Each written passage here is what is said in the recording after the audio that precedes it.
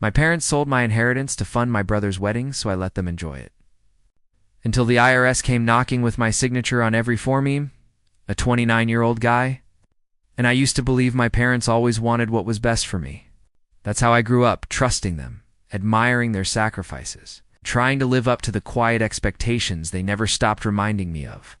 My father ran a small construction business, the kind that demanded long days and a reputation built on handshakes and Sunday church appearances. My mother managed everything else: how we looked, how we spoke, how the neighbors saw us. In our home, image wasn't just important. It was everything. My older brother Ryan was their masterpiece. Confident, charming, and effortlessly magnetic, he fit every box they wanted checked. Every time he walked into a room, Dad's chest would puff with pride, and Mom's eyes would light up like he'd just hung the moon. I, on the other hand, was the quiet one, the reliable one, who never caused trouble. Who stayed in the background keeping things steady while Ryan chased attention like it was oxygen. When our grandfather passed away, he left behind a modest inheritance money that was supposed to help me start my own life one day. Grandpa had seen how much of my time went into the family business and always said, "This will be your stepping stone, son. Something just for you." My parents handled the legal side of it, assuring me the funds were secure until I was ready. And I believed them without question. Why wouldn't I? They were my parents, but looking back, there were small cracks I ignored. Moments when Mom would call Ryan the pride of the family while joking that I was the practical one. Times when my father brushed off my dreams of starting my own company, calling them unrealistic for someone like you. I thought it was harmless, just teasing. But deep down, a quiet ache began to grow, a whisper that maybe love in my family wasn't shared equally, and that whisper would soon turn into something I couldn't ignore. Ryan's engagement was the kind of spectacle my parents had dreamed of all their lives. From the moment he proposed to his fiancée, Emma, our house transformed into a wedding planning headquarters. My mother was in her element, making spreadsheets, color charts, and phone calls from dawn until midnight. Dad bragged to everyone in town about how his son was marrying into a good family. It felt like the entire world revolved around this event. I remember helping my mom set up decorations one evening. She smiled absently at me and said, "It's a blessing when one child brings so much pride." It wasn't malicious, at least. It didn't sound like it. But those words stung more than I cared to admit. I told myself not to take it personally, that maybe she didn't mean it that way. Still, it was hard not to notice that while Ryan got celebrated, I just filled in the empty spaces. The wedding budget ballooned overnight. Luxury venue, custom suits, designer dresses, imported flowers, every new choice seemed to add another zero. I started to wonder how my parents were affording it all. When I cautiously brought it up one night, Dad laughed it off. "Don't worry, son," he said. "Family occasions like this are worth stretching for. It's an investment in reputation." I didn't press further, even though something about that answer sat heavy in my gut. One night, while helping Dad load boxes of decorations into his truck, I overheard him whisper to Mom, "We'll just use the fund for now. He won't mind. It's all for family." I froze, pretending not to have heard. The fund. My inheritance? Surely he didn't mean that. I went to bed that night staring at the ceiling, convincing myself I'd misheard. Because the alternative, the truth trying to claw its way into my mind, was too painful to accept. But deep down, I already knew something was very, very wrong. A few weeks after Ryan's wedding, life returned to its usual rhythm. At least it seemed to. My parents were still basking in the afterglow of the event, proudly replaying the ceremony video for anyone who'd visit. Ryan and Emma were off on a honeymoon in Italy, posting glamorous photos of themselves under golden sunsets. I tried to be happy for them, but a quiet unease had settled in me. Something I couldn't shake. One evening, while working late at my small apartment, I decided to start planning the business I'd been dreaming of for years, a modest renovation company of my own. I reached out to the family accountant, Mr. Collins, to ask about the inheritance Grandpa had left me.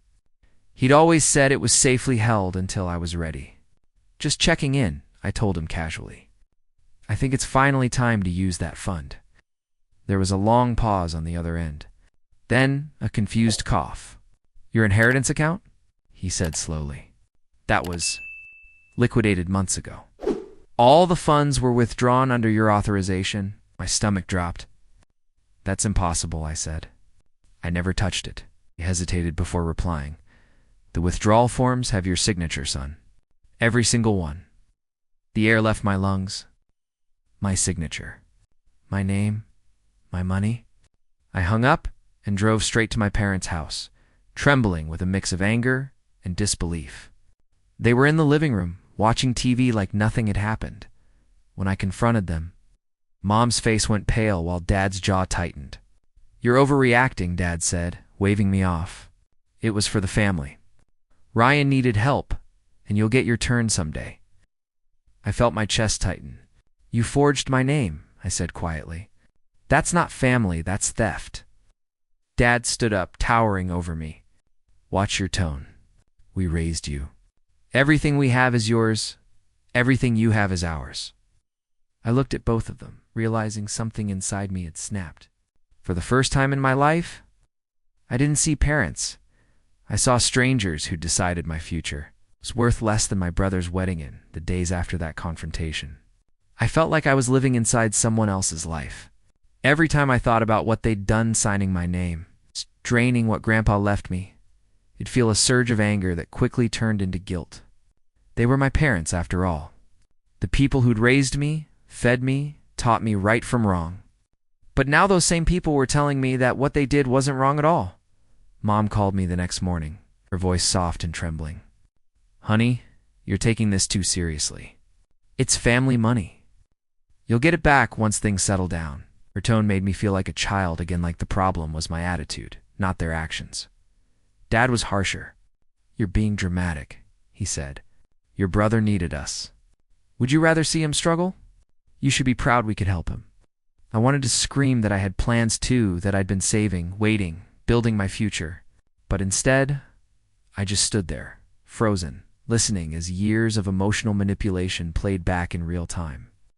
They had done this before in smaller ways, favoring Ryan, downplaying my needs, making me feel selfish for asking for fairness.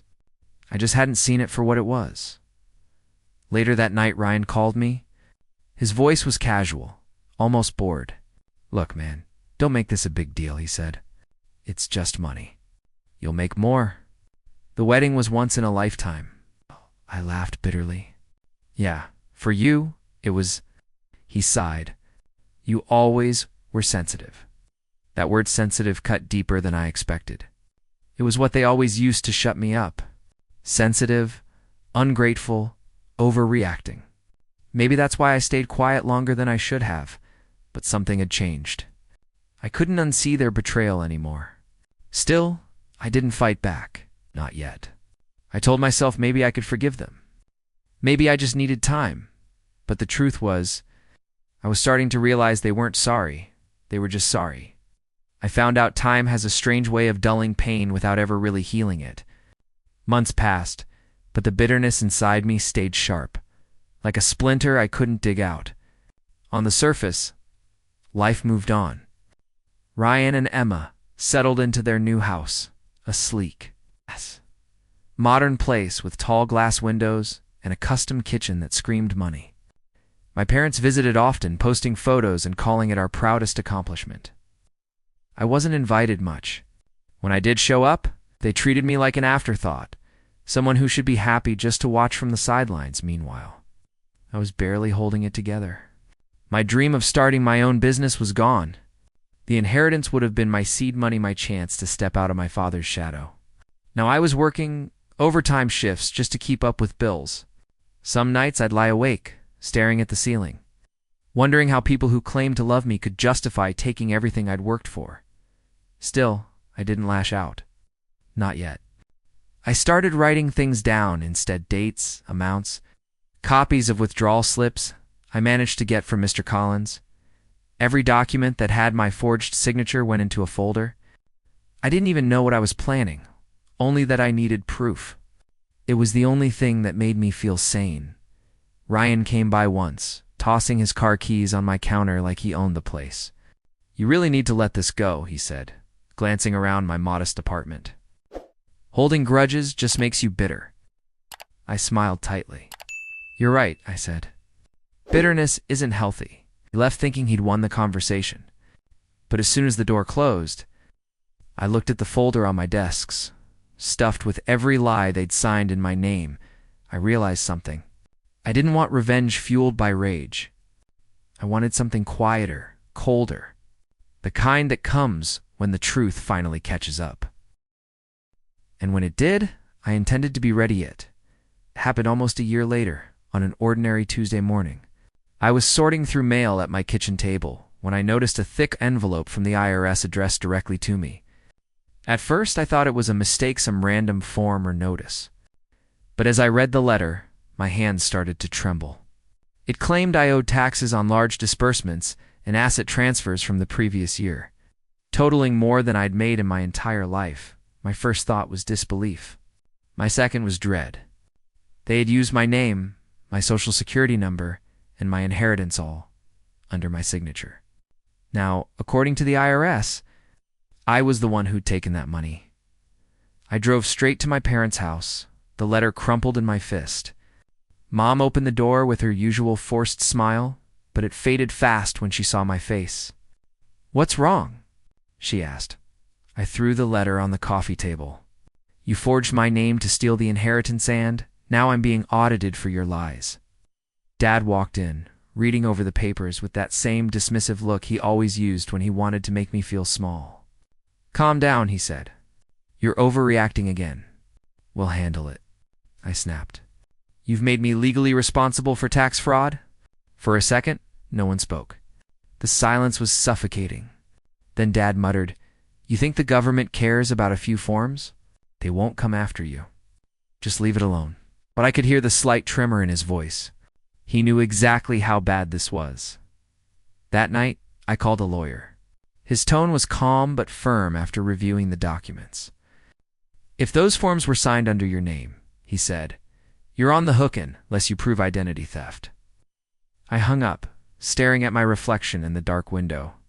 My parents had stolen from me once, but this time they'd gone too far, and if they wanted me to take responsibility, I would, just not in the way they expected. From that moment, I knew anger wouldn't win this fight. Strategy would, so I stopped confronting them.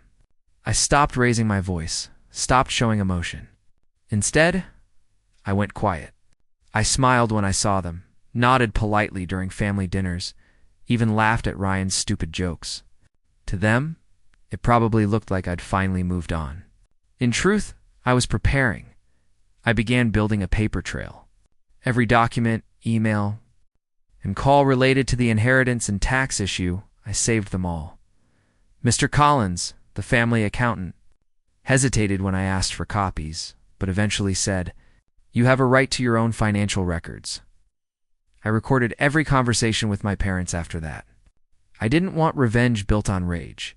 I wanted justice built on proof. Ryan, meanwhile, was living like a king. New car, European vacations, lavish dinner parties.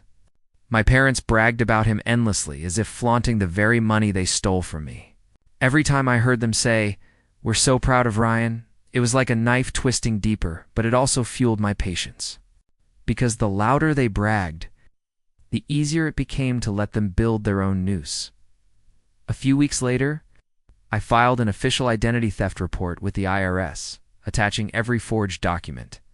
The agent I spoke to, a woman named Karen, listened carefully and said, "If what you're saying is true, the IRS will investigate, but it won't be quiet." Good, I said. "I'm done keeping things quiet." After that, I played my role perfectly. I visited home every Sunday, ate Mom's overcooked roast, and smiled as Dad talked about his growing business. None of them suspected a thing, because while they laughed and toasted to their success, they didn't know that somewhere in a government office, a file with my name, their signatures, had just been opened, and once the investigation started, there would be no stopping it. The first sign that my quiet plan was working came 3 months later. My parents called me late one night, something they rarely did. Mom's voice was shaky. "We got a letter," she said. "From the IRS. They want to review some discrepancies." I played dumb. Oh, what kind of discrepancies? Dad snatched the phone. Don T played games, son. Did you tell them something? I paused just long enough to let the silence sting. I told him the truth. Then I hung up. That night, for the first time in months, I slept peacefully. But peace didn't last long. The next few weeks were chaos. They started showing up at my apartment unannounced. Mom would cry at my doorstep, saying things like, "You're tearing this family apart." Dad took a colder approach, threatening me, accusing me of betrayal. "We raised you," he shouted one evening. "You owe us everything." I remember standing there, the weight of years pressing down on me. "No," I said quietly. "You owed me honesty, and you couldn't even give me that." Then Ryan showed up. He didn't come to apologize. He came to lecture. "You've gone too far," he said. "You're humiliating Mom and Dad. You think the IRS will just let this go? You're dragging us all down." Something in me cracked. I laughed not out of joy, but disbelief. "Us? You think you're the victim here?" He sneered. "You're jealous. You always have been." That word hit harder than I expected. Jealous, sensitive, ungrateful. The same words they'd all used to keep me small after they left. I sat alone in my apartment, surrounded by their echoes, and for a brief moment, I almost gave in. Maybe I was being too harsh. Maybe I should call and stop the process. But then I opened my drawer and played the recording. The one where my parents calmly discussed forging my signature for Ryan's big day. Hearing their voices erased every doubt.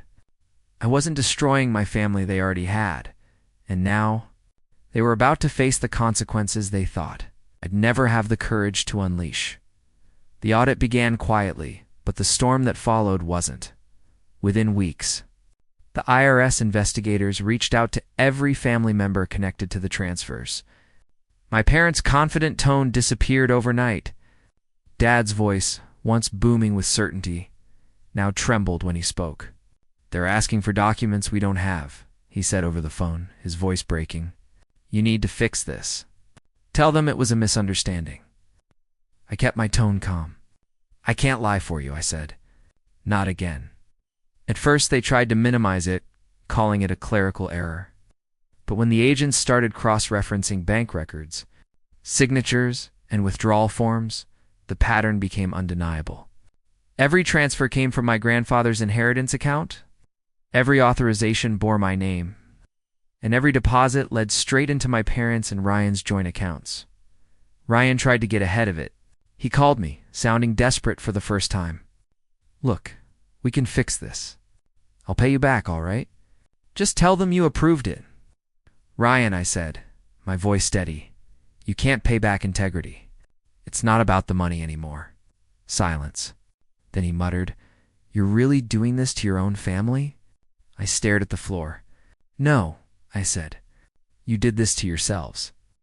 By the second week, the IRS had frozen their accounts pending the investigation.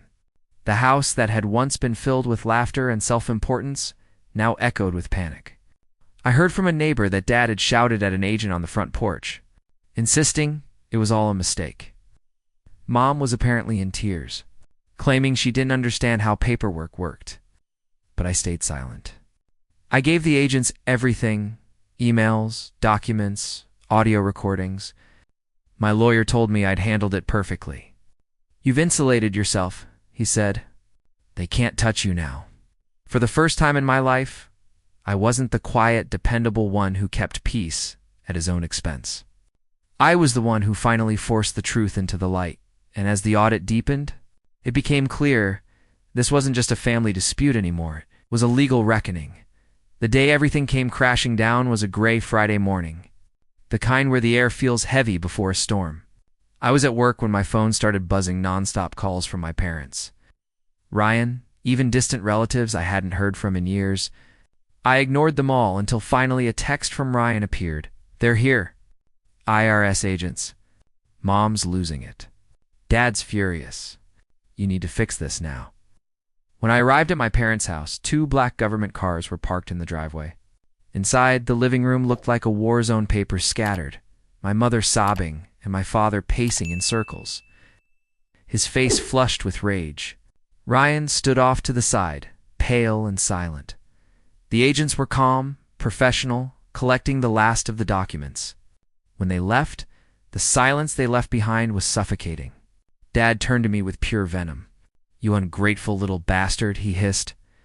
"You'd ruin your own family just to get even?" I stared back at him, my voice steady but cold. "You ruined this family the day you decided stealing from me was easier than asking for help." Mom stepped forward, her mascara running. "We did it for Ryan. You've always been so practically you didn't need it like he did. We thought you'd understand." "Understand?" I laughed bitterly. "You forged my name, committed fraud, and left me to take the fall. And you want me to understand?" Ryan finally spoke, his voice low. "You could have just talked to us. We didn't mean for it to go this far." I turned to him, eyes burning. "You didn't mean to get caught. That's all." No one spoke after that. The house felt smaller than ever, the air thick with the weight of everything unsaid. As I walked out, my father shouted behind me, "You'll regret this. Blood is blood." I stopped at the door and looked back one last time. "You're right," I said quietly, "but so is debt. And now it's finally yours to pay." Then I closed the door, and for the first time in years, I didn't look back. The weeks that followed were eerily silent. No more calls. No more messages. Just the occasional update from my lawyer about how the investigation was unfolding. The IRS had finished their audit and filed their report. Everything pointed to my parents and Ryan. They weren't just facing tax penalties. They were being investigated for forgery, fraud, misappropriation of funds. Their world unraveled faster than I imagined. The family business, the one my father had built his pride on, was audited and eventually shut down. The accounts were frozen. The luxury car, Ryan, it's been almost a year since the investigation ended. And I've learned something I never thought I would. Peace doesn't come from revenge, it comes from finally letting go. The IRS case closed quietly after that. My parents avoided jail through a settlement, but they lost nearly everything: the business, their savings, even the respect of the community they once tried so hard to impress. Ryan moved to another city, chasing odd jobs and trying to rebuild his image. I haven't spoken to him since. As for my parents, they live in a small rental house now, far away from the one they once filled with pride and appearances. I didn't show up to court when they signed the settlement papers. I didn't need to. Justice had already been served long before that, not through the system, but through consequence. Now my life looks nothing like it did back then. My renovation business is small but steady. Every new client feels like a quiet victory, a reminder that the foundation I'm building this time is mine alone. There are no forged signatures, no false promises, no stolen inheritance, just hard work, honesty, and peace. Sometimes, when I close up shop late at night, I think about Grandpa. I like to imagine he'd be proud, not because I got even, but because I learned to stand on my own. A few months ago, I got a letter from my mother. Inside was a single sentence. "We never realized what we took from you until we lost everything." I didn't write back. "Some apologies come too late." I folded the letter, locked it away, and turned off the light in my office. The past had finally stopped chasing me. They once enjoyed my inheritance as if it were theirs. Now I'm enjoying something far more valuable: freedom.